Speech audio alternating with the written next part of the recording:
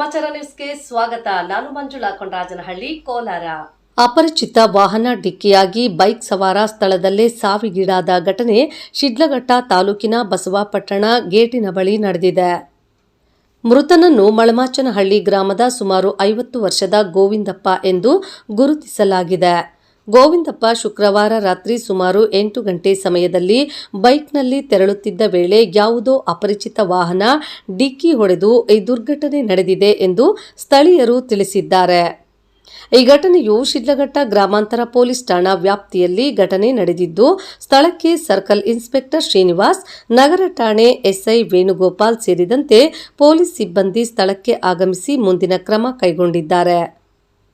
ವರದಿ Malamachanahalli, Govardhan. Body shift ಮಾಡಿಸ್ತೀನಿ ನಾನು. ಜನ ಜಾಸ್ತಿ ಇರ್ತಾರೆ, ಎಲ್ಲ ಬೆಳಕಿಲ್ಲ ಏನಿಲ್ಲ, ಬತ್ತಿ ಇನ್ನೊಂದು ಆಕ್ಸಿಡೆಂಟ್ ಆಗ್ಬಿಟ್ಟಲ್ಲ. ವಿಡಿಯೋ ಮಾಡಿದ್ದೀವಿ, ವಿಡಿಯೋ ಮಾಡ್ಕೊಂಡು ಸಾವಿರಾರು ಜನ ಇದ್ದಾರೆ. ಬಾಡಿ ಶಿಫ್ಟ್ ಮಾಡಿಸ್ತೀನಿ, ಆಮೇಲೆ ಏನೋ ಅದೃಷ್ಟ ಗಾಡಿ ಬಿಡಿಸೋಕ್ಕೆ ವ್ಯವಸ್ಥೆ ಮಾಡ್ತೀನಿ. ನಾವು ಇಲ್ಲಿ ಕೂತ್ಕೊಂಡಿದ್ರೆ ಗಾಡಿ ಉಡ್ಸೋಕ್ಕಾಗಲ್ಲ. ಎಲ್ಲೇನೋ CC ಕ್ಯಾಮ್ರಾಗಳೆಲ್ಲ ನೋಡಿ ಚೆಕ್ ಮಾಡಿಸ್ತೀನಿ. ನಿಮ್ಮ ಅದೃಷ್ಟ ಇದ್ರೆ ನಿನ್ನೆ ಒಂದು ಹಂಗೆ ಆಯಿತು ಶಿವಮೊಗ್ಗದಲ್ಲಿ.